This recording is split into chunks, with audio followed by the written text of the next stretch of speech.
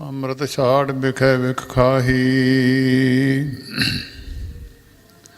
ਮਾਇਆ ਮੋਹ ਪਰਮ ਪੈ ਭੂਲੇ। ਸੁਤਦਾਰਾ ਸਿਉ ਪ੍ਰੀਤ ਲਗਾਈ। ਏਕੋ ਤੁਮ ਪਾਂਤ ਸੁਣਿਓ ਗੁਰ ਸੰਗਤ। ਤੈ ਮਲੰਤ ਜਮ ਤਰਾਸ ਮਟਾਈ। ਏਕ ਅਰਦਾਸ ਪਾਠ ਕੀਰਤ ਕੀ। ਗੁਰੂ ਰਾਮਦਾਸ ਰਾਖੋ ਸਰਨਾਈ। ਏਕ ਅਰਦਾਸ ਪਾਠ ਕੀਰਤ ਕੀ। ਗੁਰੂ ਰਾਮਦਾਸ ਰਾਖੋ ਸਰਨਾਈ। ਕਿਰਪਾ ਕਰੋ ਦੀਨ ਕੇ ਦਾਤੇ। ਮੇਰਾ ਗੁਣ ਅਵਗੁਣ ਨਾ ਵਿਚਾਰੋ ਕੋਈ। ਮਾਟੀ ਕਾ ਕਿਆ ਧੋਪੈ ਸੁਆਮੀ। ਮਾਨਸ ਕੀ ਗਤ ਇਹੀ। ਮਾਟੀ ਕਾ ਕਿਆ ਧੋਪੈ ਸੁਆਮੀ। ਮਾਨਸ ਕੀ ਗਤ ਇਹੀ। ਤੇਰੇ ਕਵਣ ਕਵਣ ਗੁਣ ਕਹਿ ਕਹਿ ਗਾਵਾਂ। ਤੂੰ ਸਾਹਿਬ ਗੁਣੀ ਨਿਧਾਨਾ। ਤੁਮਰੀ ਮਹਿਮਾ ਵਰਨ ਨਾ ਸਾਕੋਂ। ਤੂੰ ਠਾਕਰ ਊਚ ਭਗਵਾਨਾ। ਤੁਮਰੀ ਮਹਿਮਾ ਵਰਨ ਨਾ ਸਾਕੋਂ। ਤੂੰ ਠਾਕਰ ਊਚ ਭਗਵਾਨਾ। ਜੁਗੋ ਜੁਗ ਟਲ ਚਬਰ ਛਤਰ ਤਖਤ ਦੇ ਮਾਲਕ ਸਾਹਿਬ ਸ੍ਰੀ ਗੁਰੂ ਗ੍ਰੰਥ ਸਾਹਿਬ ਜੀ ਮਹਾਰਾਜ ਦੇ ਪਵਿੱਤਰ ਚਰਨਾਂ ਵਿੱਚ ਮਹਾਨ ਯੁਗ ਪੁਰਸ਼ ਸੰਤ ਬਾਬਾ ਜਵਾਲਾ ਸਿੰਘ ਜੀ ਮਹਾਰਾਜ ਦੇ ਤਪ ਸਥਾਨ 'ਤੇ ਸੰਗਰਾਂਦ ਦਾ ਪਵਿੱਤਰ ਦਿਹਾੜਾ ਮਨਾਉਣ ਵਾਸਤੇ ਦੂਰ ਨੇੜੇ ਤੋਂ ਚੱਲ ਕੇ ਇਕੱਤਰ ਹੋਏ ਸਾਰੇ ਸਤਸੰਗੀ ਜਿੰਨੇ ਵੀ ਸਤਿਗੁਰੂ ਜੀ ਦੇ ਚਰਨਾਂ ਵਿੱਚ ਬੈਠੇ ਹਨ, ਸਾਰੇ ਦਾਸ ਦੀ ਇੱਕ ਵਾਰੀ ਫਤਿਹ ਪ੍ਰਵਾਨ ਕਰੋ ਜੀ। ਵਾਹਿਗੁਰੂ ਜੀ ਕਾ ਖਾਲਸਾ, ਵਾਹਿਗੁਰੂ ਜੀ ਕੀ ਫਤਿਹ। ਇਹ ਮਹੀਨਾ ਸੰਤ ਬਾਬਾ ਜਵਾਲਾ ਸਿੰਘ ਜੀ ਮਹਾਰਾਜ ਇਹਨਾਂ ਦੇ ਸਰੀਰ ਅਲੋਪ ਕਰਨ ਤੋਂ ਬਾਅਦ ਮੱਘਰ ਦਾ ਮਹੀਨਾ ਪ੍ਰਾਰੰਭ ਹੋਇਆ। ਧੰਨ ਗੁਰੂ ਨਾਨਕ ਦੇਵ ਮਹਾਰਾਜ ਜਿਨ੍ਹਾਂ ਦਾ ਪਵਿੱਤਰ ਜਨਮ ਦਿਹਾੜਾ ਕੱਤਕ ਦੀ ਪੂਰਨਮਾਸ਼ੀ ਨੂੰ ਆਉਂਦਾ ਹੈ, ਉਹ ਇਸ ਮਹੀਨੇ ਵਿੱਚ ਇਸ ਵਾਰ ਗੁਰੂ ਨਾਨਕ ਸਾਹਿਬ ਜੀ ਦਾ ਪਵਿੱਤਰ ਜਨਮ ਦਿਹਾੜਾ ਵੀ ਤੁਹਾਡੇ ਪਿੰਡਾਂ ਨਗਰਾਂ ਵਿੱਚ ਮਨਾਇਆ ਜਾਵੇਗਾ। ਸੋ ਥੋੜ੍ਹੇ ਸਮੇਂ ਵਾਸਤੇ ਵਿਚਾਰ ਕਰਨੀ ਹੈ। ਜਿੰਨੇ ਵੀ ਤੁਸੀਂ ਸਤਸੰਗੀ ਸਤਿਗੁਰੂ ਗੁਰੂ ਗ੍ਰੰਥ ਸਾਹਿਬ ਜੀ ਮਹਾਰਾਜ ਦੇ ਪਾਵਨ ਪਵਿੱਤਰ ਚਰਨਾਂ ਵਿੱਚ ਆਪਣੇ ਨਗਰਾਂ ਤੋਂ ਸ਼ਰਧਾ ਲੈ ਕੇ ਆਏ ਹੋ, ਕਿਉਂਕਿ ਮਹੀਨੇ ਦਾ ਨਾਮ ਤਾਂ ਤੁਸੀਂ ਸਵੇਰੇ ਰੇਡੀਓ ਟੈਲੀਵਿਜ਼ਨ 'ਤੇ ਵੀ ਸਰਵਣ ਕਰ ਲਿਆ ਹੋਣਾ, ਪਰ ਮਹਾਂਪੁਰਸ਼ਾਂ ਦੇ ਪਵਿੱਤਰ ਸਥਾਨ ਦੀ ਹਾਜ਼ਰੀ, ਇਹਦਾ ਕੋਈ ਵਿਸ਼ੇਸ਼ ਲੱਖਣ, ਇਹਦੀ ਵਿਸ਼ੇਸ਼ਤਾ ਖਾਸ ਮਹਾਨਤਾ ਹੁੰਦੀ ਹੈ। ਜਿਨ੍ਹਾਂ ਦੇ ਬਹੁਤ ਵੱਡੇ ਭਾਗ ਹੁੰਦੇ ਆ, ਉਹ ਮਹਾਂਪੁਰਸ਼ਾਂ ਦੇ ਸਥਾਨਾਂ ਦੀਆਂ ਹਾਜ਼ਰੀਆਂ, ਮਹਾਂਪੁਰਸ਼ਾਂ ਦੇ ਚਰਨਾਂ ਨਾਲ ਲੱਗੀ ਹੋਈ ਚਰਨ ਧੂੜ, ਉਸ ਧੂੜੀ ਨੂੰ ਪ੍ਰਾਪਤ ਕਰਨ ਵਾਸਤੇ ਉਹਨਾਂ ਸਥਾਨਾਂ 'ਤੇ ਪਹੁੰਚਦੇ ਆ। ਸੋ ਜਿਨ੍ਹਾਂ ਦੇ ਵੱਡੇ ਭਾਗ ਹੁੰਦੇ ਆ, ਉਹ ਮਹਾਂਪੁਰਸ਼ਾਂ ਦੀ ਸੰਗਤ ਵਿੱਚ ਜੁੜਦੇ ਆ। ਇਸ ਕਰਕੇ ਸੰਸਾਰ ਵਿੱਚ ਇਸਤਰੀ ਮਰਦ ਦਾ ਸੰਯੋਗ ਬਣਾਇਆ ਹੈ। ਤੁਸੀਂ ਜਿੰਨਾ ਵੀ ਸੰਸਾਰ ਦੇਖਦੇ ਹੋ, ਇਸਤਰੀ ਮਰਦ ਦਾ ਜੋੜ ਮੇਲ ਪਰਮੇਸ਼ਰ ਨੇ ਬਣਾਇਆ ਹੈ। ਉਹਨਾਂ ਦੇ ਜੋੜ ਮੇਲ ਵਿੱਚ ਸਾਰਿਆਂ ਵਿੱਚ ਜੋੜ ਮੇਲ ਨਹੀਂ ਹੁੰਦਾ।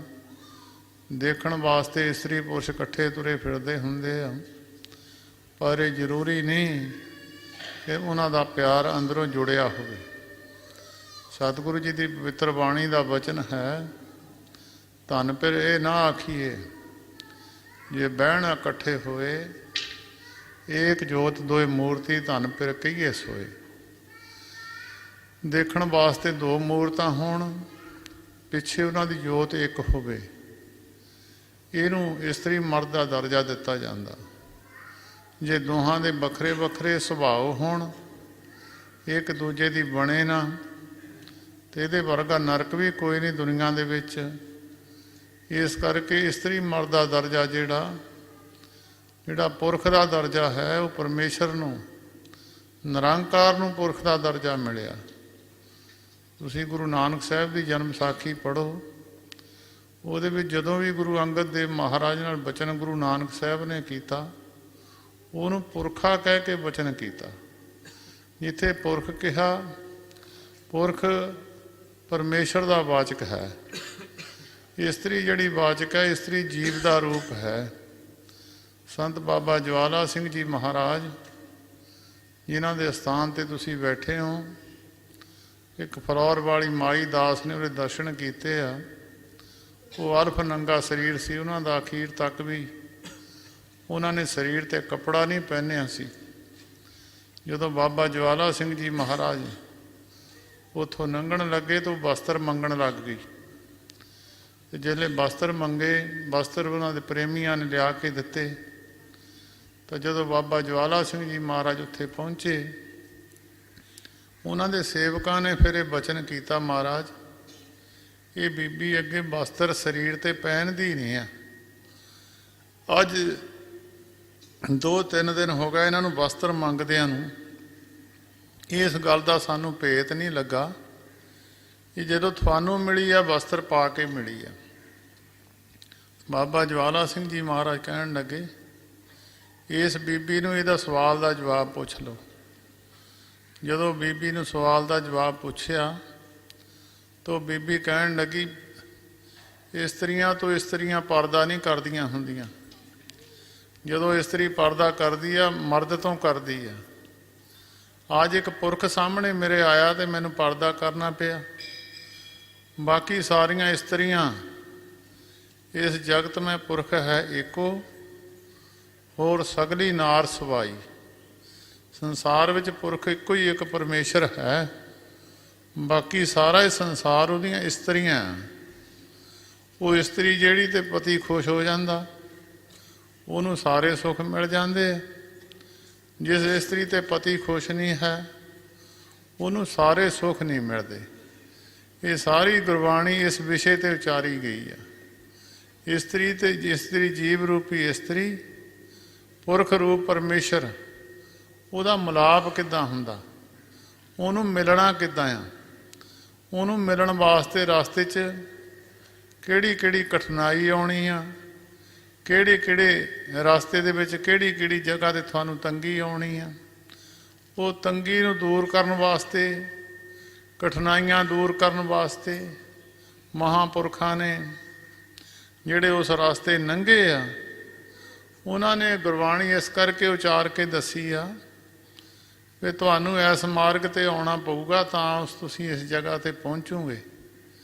ਕਹੋ ਕਬੀਰ ਹਮ ਕਰਕੇ ਭੇਤੀ, ਲਾਏ ਹੁਕਮ ਹਜੂਰੀ।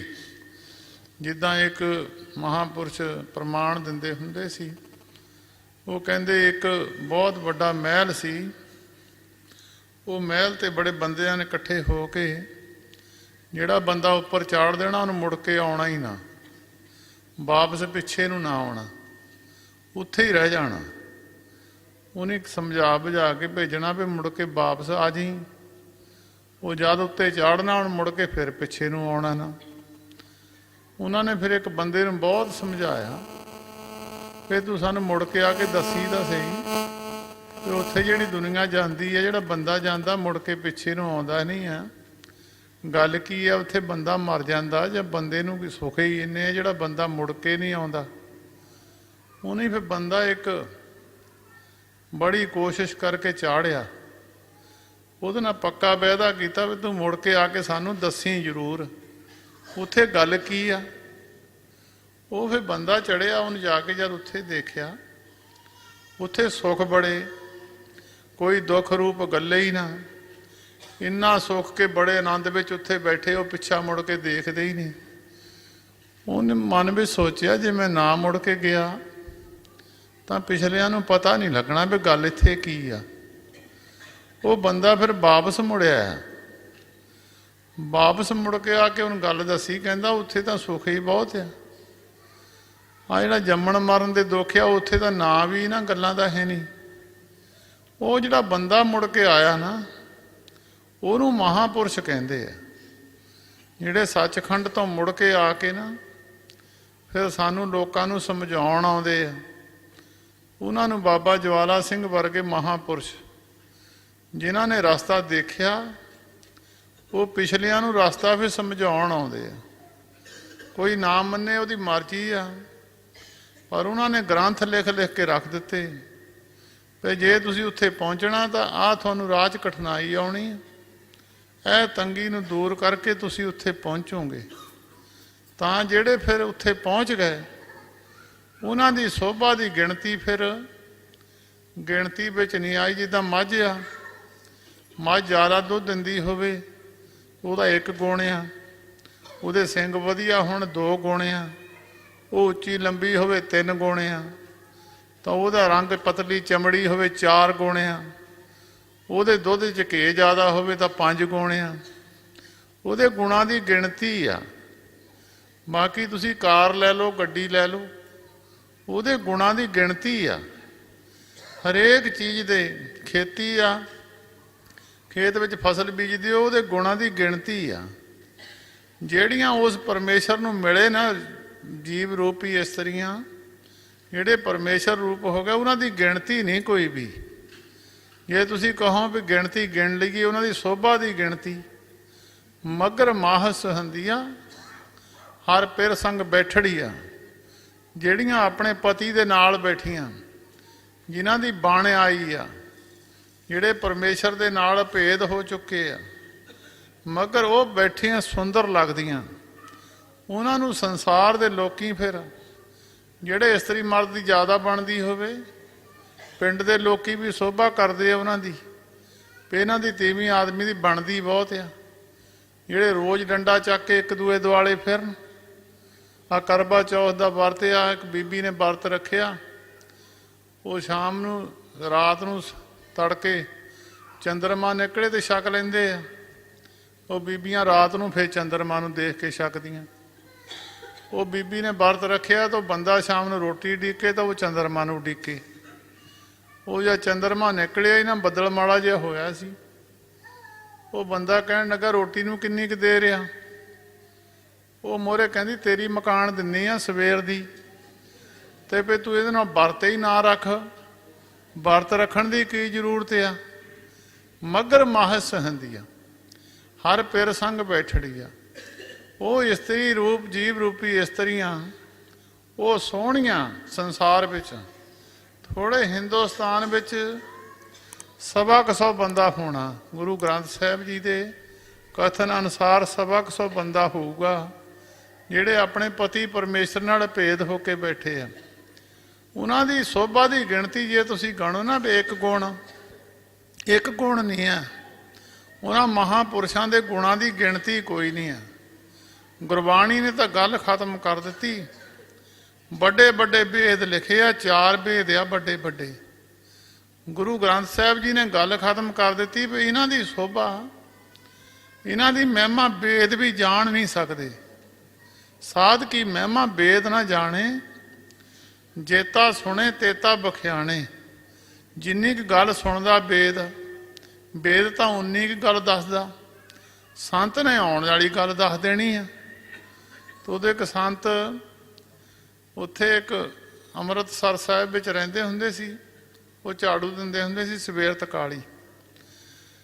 ਇੱਕ ਉੱਧਰੋਂ ਬਾਹਰਲੀ ਸਟੇਟ ਵਿੱਚੋਂ ਬ੍ਰਾਹਮਣ ਲੋਕ ਆਏ।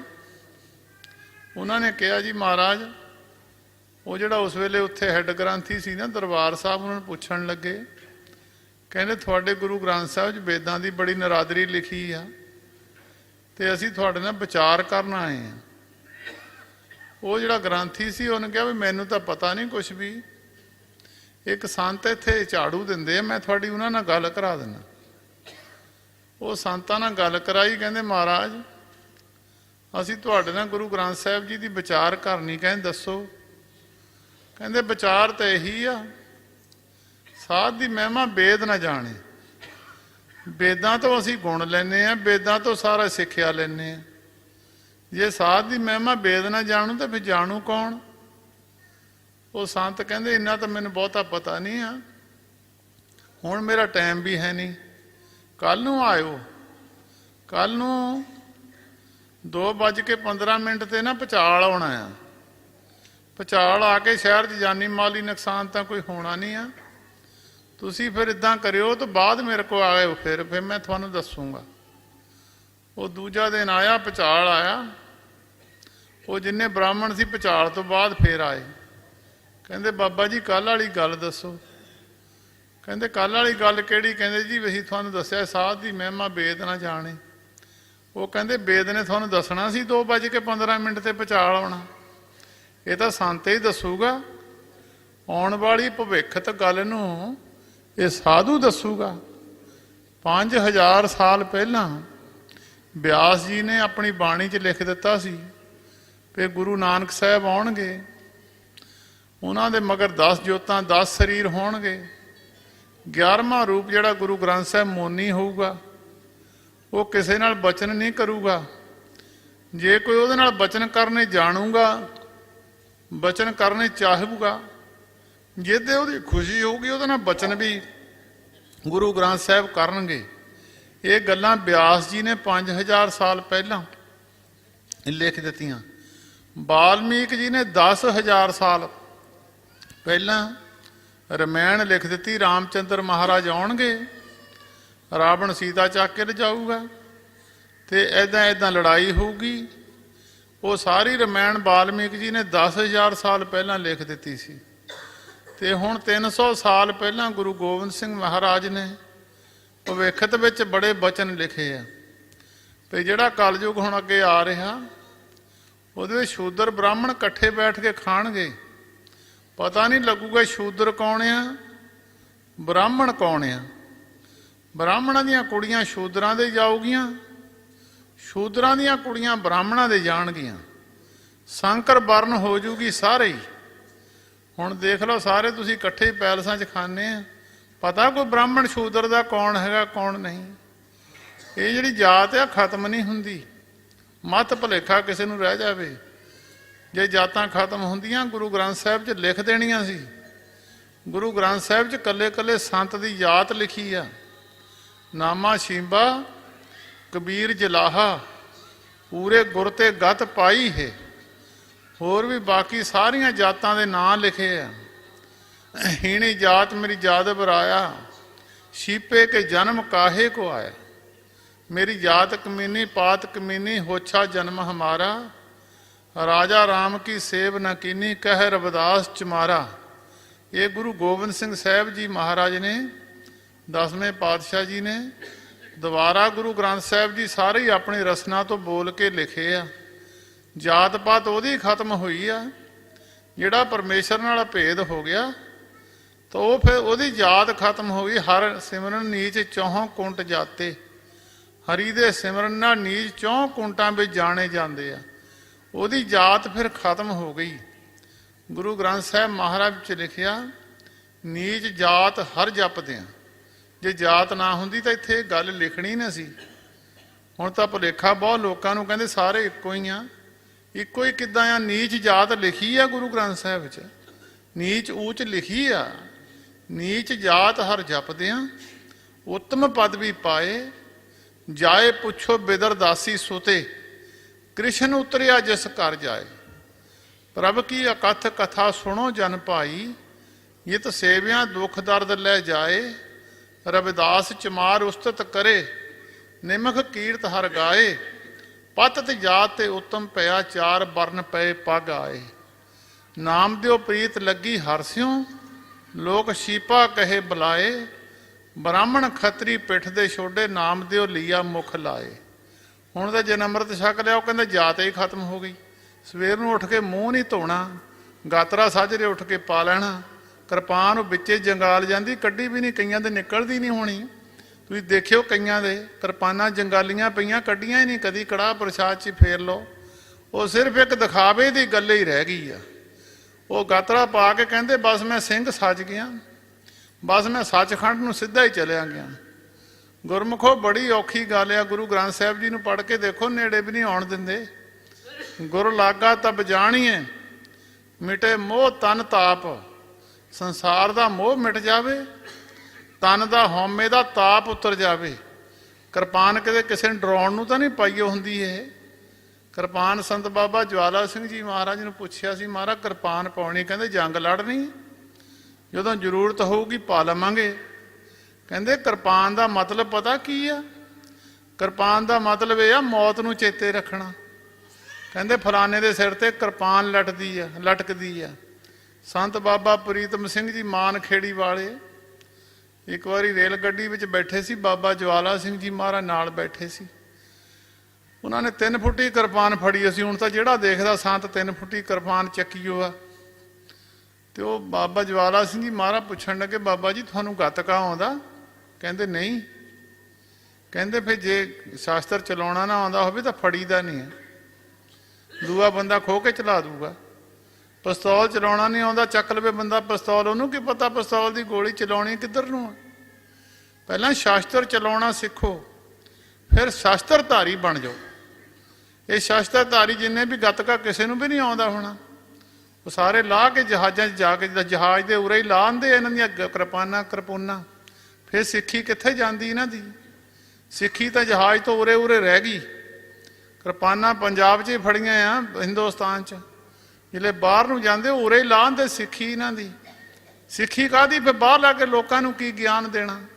ਜਿਹਦੇ ਉਰੇ ਹੀ ਸ਼ਾਸਤਰ ਲਾਤੇ, ਉਹ ਬਾਹਰ ਜਾ ਕੇ ਕੀ ਗਿਆਨ ਲੋਕਾਂ ਨੂੰ ਝਾੜੂਗਾ, ਕੀ ਗਿਆਨ ਕਰੂਗਾ? ਗ੍ਰਸਤੀ ਲੋਕ ਤਾਂ ਕਈ ਵਿੱਚ ਬਹੁਤ ਮਜਬੂਰ ਹੁੰਦੇ ਆ, ਉਹਨਾਂ ਨੂੰ ਜਾਣਾ ਪੈਂਦਾ। ਜਿਹੜੇ ਬੜੇ ਬੜੇ ਅਹੁਦਿਆਂ ਤੇ ਆਪਣੇ ਆਪ ਨੂੰ ਕਹਾਉਣ ਵਾਲੇ ਬੰਦੇ ਆ, ਕਮ ਸੇ ਕਮ ਉਹ ਤਾਂ ਆਪਣੀ ਸਿੱਖੀ ਸੰਭਾਲ ਕੇ ਰੱਖੋ।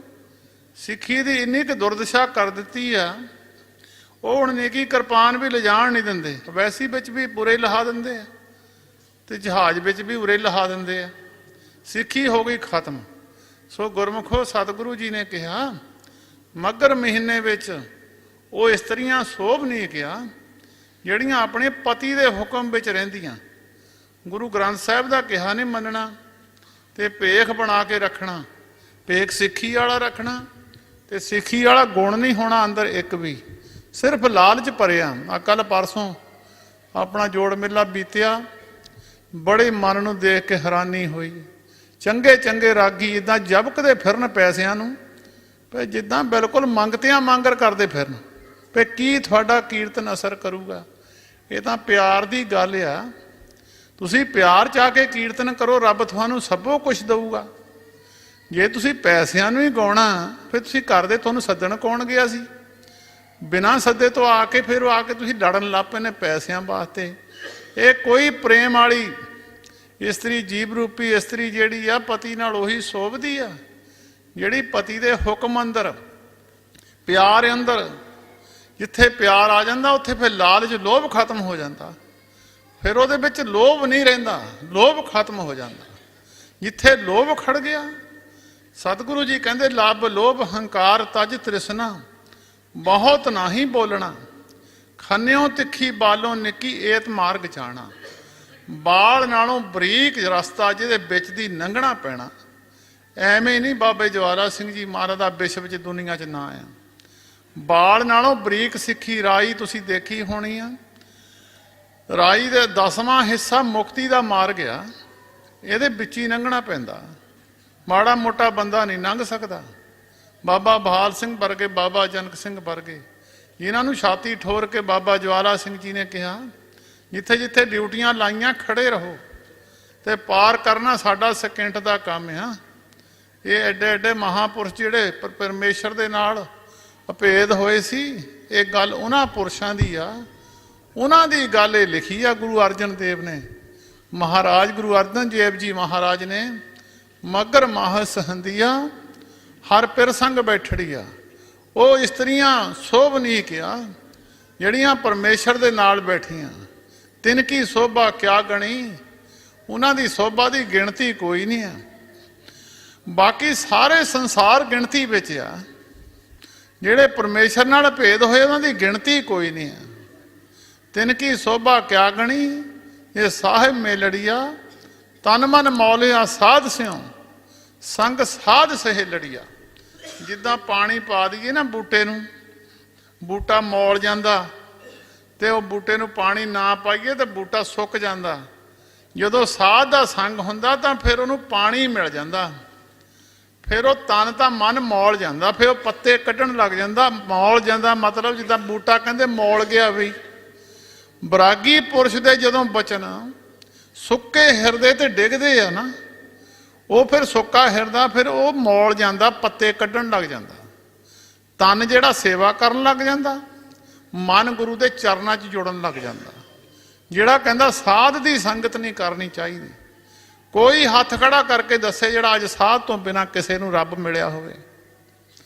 ਸਾਧ ਜਨਾਂ ਤੇ ਬਾਹਰੀ ਸੇ ਰਹਿਣ ਕੇ ਲੜੀਆ, ਗੁਰੂ ਗ੍ਰੰਥ ਸਾਹਿਬ ਦਾ ਬਚਨ ਆ। ਇਹ ਅੱਜ ਦੇ ਮਹੀਨੇ ਵਿੱਚ ਸਤਿਗੁਰੂ ਜੀ ਨੇ ਕਿਹਾ ਸਾਧਾਂ ਤੋਂ ਬਾਹਰੇ ਜਿਹੜੇ ਕਹਿੰਦੇ ਨਾ ਅਸੀਂ ਸੰਤ ਨੂੰ ਨਹੀਂ ਮਿਲਣਾ, ਸਾਧ ਨੂੰ ਨਹੀਂ ਮਿਲਣਾ। ਦੱਸੋ ਇੰਨੀ ਐਲਰਜੀ ਸੰਤ ਤੋਂ ਹੋ ਗਈ। ਗੁਰੂ ਗ੍ਰੰਥ ਸਾਹਿਬ ਕਹਿੰਦੇ ਕੱਲਾ ਹੀ ਰਹੂਗਾ, ਤਿਨ ਦੁੱਖ ਨਾ ਕਬੂ ਉਤਰੇ ਸੇ ਜੰਮ ਕੇ ਬਸ ਪੜੀਆ। ਉਹ ਯਤਨ ਕਰ ਲਵੇ ਜੰਮ ਤੋਂ ਬਚਣ ਦਾ, ਕਦੀ ਵੀ ਛੁੱਟ ਨਹੀਂ ਸਕਦਾ, ਕਦੀ ਵੀ ਭੁਲੇਖਾ ਨਾ ਰਹਿ ਜਾਵੇ। ਗੁਰੂ ਗ੍ਰੰਥ ਸਾਹਿਬ ਦਾ ਇੱਕ ਇੱਕ ਅੱਖਰ ਜੇ ਸੱਚ ਨਾ ਹੁੰਦਾ 500 ਸਾਲ ਹੋ ਗਏ ਮੱਥਾ ਟੇਕਦਿਆਂ ਨੂੰ। ਸਾਧ ਜਨਾਂ ਤੇ ਬਾਹਰੀ ਸੇ ਰਹਿਣ ਕੇ ਲੜੀਆ। ਜਿਹੜਾ ਕਹਿੰਦਾ ਮੈਂ ਕਿਸੇ ਸੰਤ ਨੂੰ ਨਹੀਂ ਮਿਲਣਾ, ਉਹਨੂੰ ਸੰਤ ਮਿਲਿਆ ਕੋਈ ਨਹੀਂ।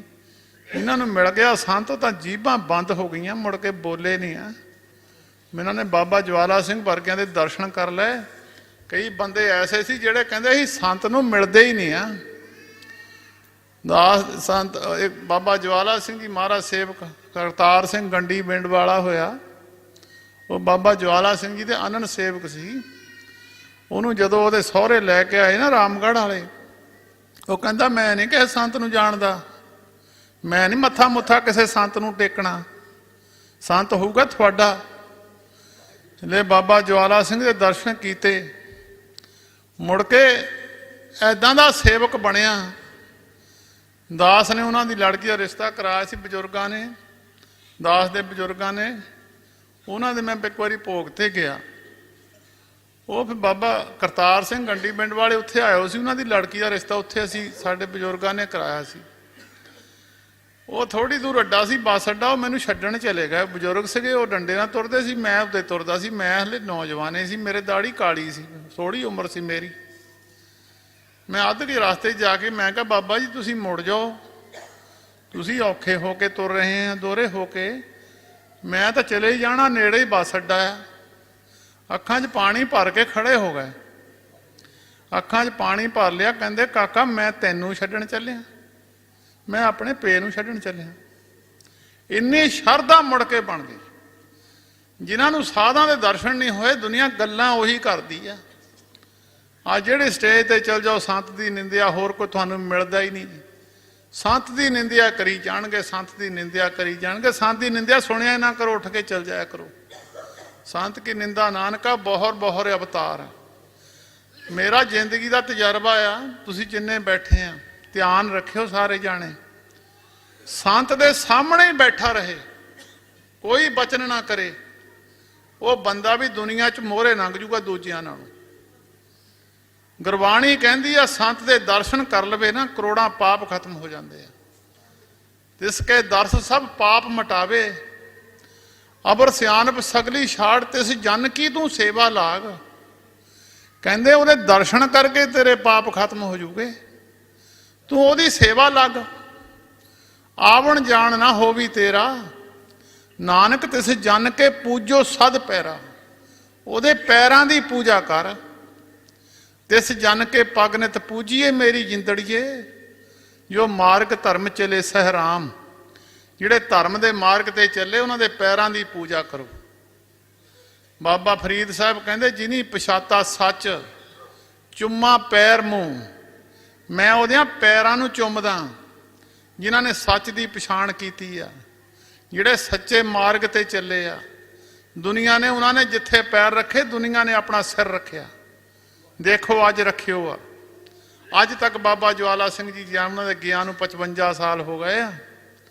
ਅੱਜ ਦੁਨੀਆ ਉਹਨਾਂ ਨੂੰ ਜਿੱਦਾਂ ਜੀਂਦੇ ਮਨੁੱਖ ਦੀ ਪੂਜਾ ਹੁੰਦੀ, ਅੱਜ ਤੱਕ ਉਹਨਾਂ ਦੀ ਹਲੇ ਉੱਦਾਂ ਹੁੰਦੀ ਆ। ਅੱਜ ਤੱਕ ਉਹ ਮਿਲਦੇ ਆ ਲੋਕਾਂ ਨੂੰ, ਜਿਹਨਾਂ ਨੂੰ ਮਿਲਦੇ ਆ, ਜਿਹਨਾਂ ਦੀ ਸ਼ਰਧਾ ਹੁਣ ਵੀ ਮਿਲਦੇ ਆ। ਬਾਬਾ ਈਸ਼ਰ ਸਿੰਘ ਜੀ ਸਾਨੂੰ 1935 ਦੇ ਗਏ ਹੋਏ ਆ। ਅੱਜ ਵੀ ਦੁਨੀਆ ਉਹਨਾਂ ਦੇ ਨਿਸ਼ਾਨ ਸਾਹਿਬ ਤੇ ਆਪਣੀਆਂ ਮੰਗਾਂ ਰੱਖ ਰੱਖ ਕੇ ਮੱਥੇ ਟੇਕ ਟੇਕ ਕੇ ਸ਼ਰਧਾ ਪੂਰੀਆਂ ਕਰਦੇ ਆ ਉਹਨਾਂ ਲੋਕਾਂ ਦੀਆਂ ਜਿਹੜੇ ਕਰਦੇ। ਐਵੇਂ ਹੀ ਨਹੀਂ ਸੰਤ ਬਣ ਜਾਂਦੇ ਘਰੋਂ ਉੱਠ ਕੇ। ਇਹ ਸੰਤ ਕਿਤੇ ਚੋਲਾ ਪਾ ਕੇ ਥੋੜੋ ਬਣ ਜਾਂਦਾ ਸੰਤ। ਸੰਤ ਤਾਂ ਦੁਨੀਆ ਕਹਿੰਦੀ ਉਹਦੇ ਲੱਛਣ ਦੇਖ ਕੇ ਸਾਧ ਕਰਮ ਜੇ ਪੁਰਖ ਕਮਾਵੇ, ਨਾਮ ਦੇਵਤਾ ਜਗਤ ਕਹਾਵੇ। ਤੁਸੀਂ ਮਰਲਾ ਜ਼ਮੀਨ ਦਾ ਖਰੀਦ ਲਓ, ਇੱਕ ਮਰਲਾ ਧਰਤੀ ਤੇ, ਆਕਾਸ਼ ਤੱਕ ਤੁਸੀਂ ਭਾਵੇਂ 100 ਮੰਜ਼ਿਲ ਛੱਤ ਲਓ, ਤੁਹਾਨੂੰ ਕੋਈ ਬੰਦਾ ਰੋਕੂਗਾ ਨਹੀਂ। ਧਰਤੀ ਤੇ ਤੁਸੀਂ ਮਰਲਾ ਖਰੀਦਿਆ ਨਹੀਂ ਆ ਤਾਂ ਤੁਸੀਂ ਮਕਾਨ ਪਾਉਂਗੇ ਕਾਹਦੇ ਤੇ? ਧਰਤੀ ਖਰੀਦੋ, ਆਕਾਸ਼ ਦੇ ਮਾਲਕ ਬਣ ਗਏ। ਧਰਤੀ ਤੇ ਸੰਤ ਨਾਲ ਨਾਤਾ ਜੋੜ ਲਓ, ਰੱਬ ਨਾਲ ਨਾਤਾ ਤੁਹਾਡਾ ਜੁੜ ਗਿਆ, ਸਿੱਧਾ ਹੀ ਜੁੜ ਗਿਆ, ਭੁਲੇਖਾ ਨਾ ਰਹਿ ਜਾਵੇ। ਜਿਹੜਾ ਬੰਦਾ ਕਹਿੰਦਾ ਮੈਂ ਆਕਾਸ਼ ਦਾ ਮਾਲਕ ਹਾਂ, ਧਰਤੀ ਤੇ ਮੈਂ ਕਿਸੇ ਨਾਲ ਨਾਤਾ ਨਹੀਂ ਜੋੜਨਾ, ਉਹ ਭੁਲੇਖਾ ਗਵਾ ਦੇਵੇ। ਪਹਿਲਾਂ ਸੰਤ ਨਾਲ ਨਾਤਾ ਜੋੜੇ। ਸਾਧ ਜਨਾਂ ਤੇ ਬਾਹਰੀ, ਸਾਧਾਂ ਤੋਂ ਵੱਖਰਾ ਹੋ ਕੇ ਰਹਿਣ ਕੇ ਲੜੀਆ ਕੱਲਾ ਹੀ ਰਹੂਗਾ। ਉਹਦਾ ਦੁੱਖ ਜੰਮਦਾ ਕਦੀ ਉਤਰ ਨਹੀਂ ਸਕਦਾ, ਭੁਲੇਖਾ ਨਾ ਰਹਿ ਜਾਵੇ। ਤਿੰਨ ਦੁੱਖ ਨਾ ਕਬੂ ਉਤਰੇ, ਸੇ ਜੰਮ ਕੇ ਬਸ ਪੜੀਆ। ਰਤਨ ਜਵੇਹਰ ਲਾਲ ਹਰ ਕੰਠ ਤਿਨਾ ਜੜੀਆ, ਨਾਨਕ ਬਾਂਛੇ ਤੂੜ ਤਿਨ ਪ੍ਰਭ ਸਰਨੀ ਦਰ ਪੜੀਆ। ਮਗਰ ਪ੍ਰਭ ਆਰਾਧਣਾ, ਮਗਰ ਬਹੁੜ ਨਾ ਜਨਮੜੀਆ। ਜਿਹੜਾ ਮੱਘਰ ਦੇ ਮਹੀਨੇ ਵਿੱਚ ਪਰਮੇਸ਼ਰ ਦਾ ਆਰਾਧਨ ਕਰੂਗਾ, ਮੁੜ ਮੁੜ ਕੇ ਜਨਮਾਂ 'ਚ ਨਹੀਂ ਘੁੰਮੂਗਾ। ਜੇ ਕੋਈ ਜਨਮ ਮਰਨ ਤੇ ਡਰੇ, ਸਾਧ ਜਨਾਂ ਕੀ ਸਰਨੀ ਪਰੇ। ਸਾਧਾਂ ਦੀ ਸਰਨੀ ਮੱਥਾ ਟੇਕਿਆ ਕਰੋ। ਸਾਧ ਕੋਈ ਮਿਲ ਜਾਵੇ, ਕਿੱਥੇ ਵੀ ਤੁਰਿਆ ਹੋਵੇ, 5ਵੀਂ 'ਚ ਤੁਰਿਆ, ਕੋਈ 6ਵੀਂ 'ਚ, ਕੋਈ 10ਵੀਂ 'ਚ, ਜਿਹੜਾ ਪੜ੍ਹਿਆ ਆ ਤੁਰਿਆ ਜਾਂਦਾ, ਉਹਨੂੰ ਉਹ ਪੜ੍ਹਿਆ 10ਵੀਂ ਵਾਲਾ, ਚੌਥੀ ਵਾਲੇ ਦਾ ਤਾਂ ਮਾਸਟਰ ਹੀ ਹੁੰਦਾ।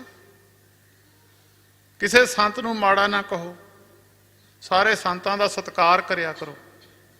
ਕਿਸੇ ਸਾਧੂ ਨੂੰ ਮਾੜਾ ਨਾ ਕਹੋ। ਬਾਬਾ ਜਵਾਲਾ ਸਿੰਘ ਜੀ ਦੀ ਸਿੱਖਿਆ ਲੈ ਲਓ।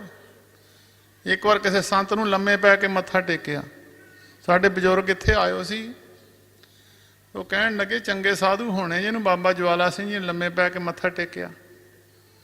ਉਹ ਇੱਕ ਸਿੰਘ ਕਹਿਣ ਲੱਗਿਆ ਇਹ ਹਰੇਕ ਨੂੰ ਹੀ ਟੇਕ ਦਿੰਦੇ ਆ, ਇਹ ਬ੍ਰਹਮ ਗਿਆਨੀ ਦੀ ਨਿਸ਼ਾਨੀ ਆ। ਬ੍ਰਹਮ ਗਿਆਨੀ ਉੱਚ ਤੇ ਉੱਚਾ, ਮਨ ਆਪਣੇ ਸਭ ਤੇ ਨੀਚਾ। ਇਹ ਹੈਗਾ ਸਾਰਿਆਂ ਤੋਂ ਉੱਚਾ, ਮਨ ਕਰਕੇ ਨੀਵਾਂ ਹੁੰਦਾ। ਇਸ ਕਰਕੇ ਗੁਰਮੁਖੋ ਮੱਘਰ ਮਹੀਨੇ ਦੀ ਜਿਹੜੀ ਤੁਸੀਂ ਅੱਜ ਸਾਰੇ ਸੰਗਰਾਂਦ ਮਹੀਨਾ ਮਨਾਉਣ ਆਏ ਆ, ਅੱਗੇ ਸੰਗਰਾਂਦ ਨੂੰ ਬਹੁਤ ਘੱਟ ਸੰਗਤ ਹੁੰਦੀ ਸੀ, ਅੱਜ ਵੀ ਥੋੜੀ ਘੱਟ ਆ ਜੋੜ ਮੇਲੇ ਕਰਕੇ।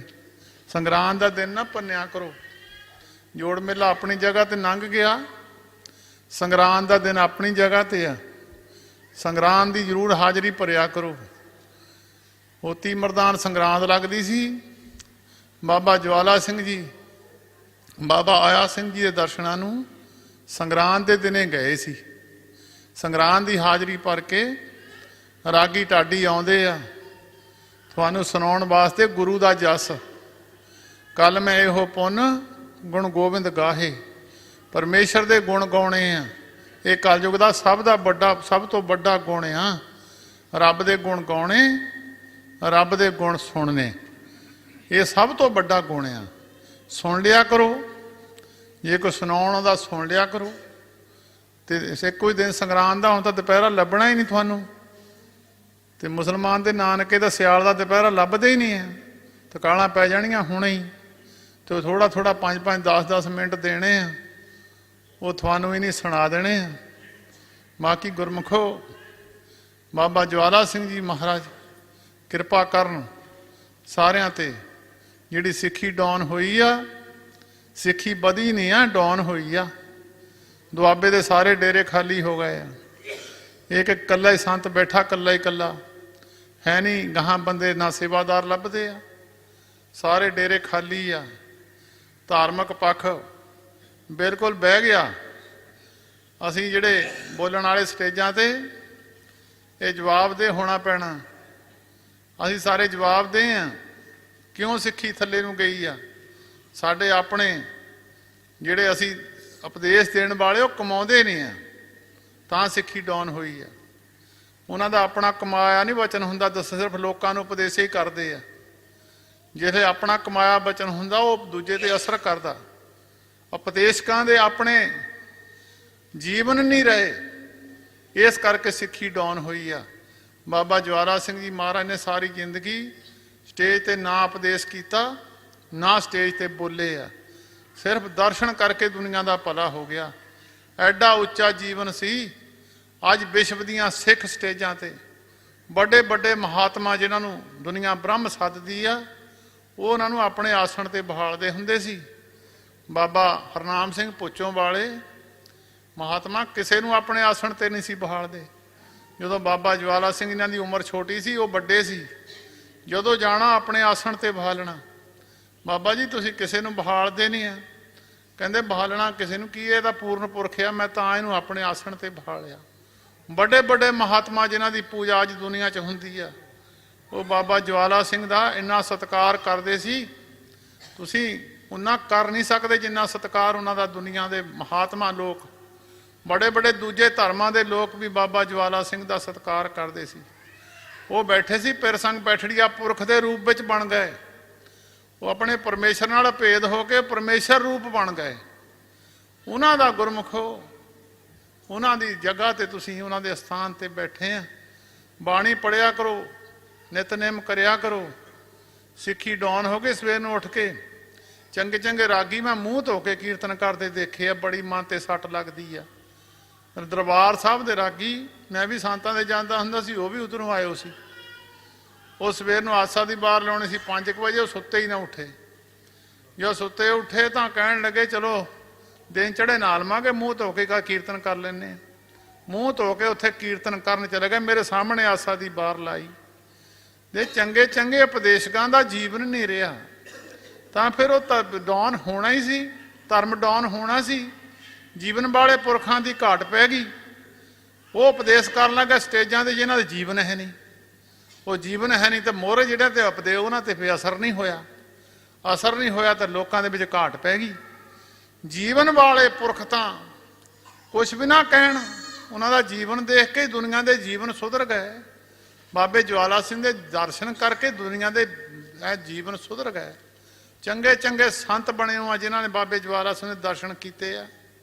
ਦਰਸ਼ਨ ਵੀ ਕੀਤੇ ਚੰਗੇ ਚੰਗੇ ਮਹਾਤਮਾ, ਉਹਨਾਂ ਦੀ ਪੂਜਾ ਹੋ ਰਹੀ ਆ ਹੁਣ। ਪੂਜਾ ਨੇ ਜਿਨ੍ਹਾਂ ਨੇ ਬਾਬੇ ਜਵਾਲਾ ਸਿੰਘ ਦੇ ਸ਼ਰਧਾ ਨਾਲ ਦਰਸ਼ਨ ਕੀਤੇ ਆ, ਜੀਵਨ ਵਾਲੇ ਪੁਰਖਾਂ ਦੇ ਦਰਸ਼ਨ ਕੀਤੇ ਆ। ਅੱਜ ਤੱਕ ਦੁਨੀਆ ਦੇ ਵਿੱਚ ਕਿਸੇ ਬੰਦੇ ਨੇ ਬਾਬੇ ਜਵਾਲਾ ਸਿੰਘ ਦੇ ਜੀਵਨ ਤੇ ਉਂਗਲ ਨਹੀਂ ਰੱਖੀ ਅੱਜ ਤੱਕ ਵੀ।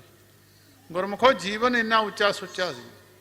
ਹੁਣ ਉਪਦੇਸ਼ਕ ਜਿਹੜੇ ਬਾਹਰ ਜਾਂਦੇ ਆ ਸੁਣ ਲਿਓ, ਬਾਹਰੋਂ ਆਇਆਂ ਦੀਆਂ ਗੱਲਾਂ ਸੁਣਿਓ, ਉਹ ਤੁਹਾਨੂੰ ਦੱਸੂਗੇ ਆਹ ਸਾਡੇ ਧਰਮ ਦਾ ਹਾਲ ਹੋਇਆ। ਬਾਹਰ ਤਾਂ ਸਾਰੇ ਰੱਬ ਦੇ ਵੀ ਨੁਕਸ ਲੱਭਦੇ ਫਿਰ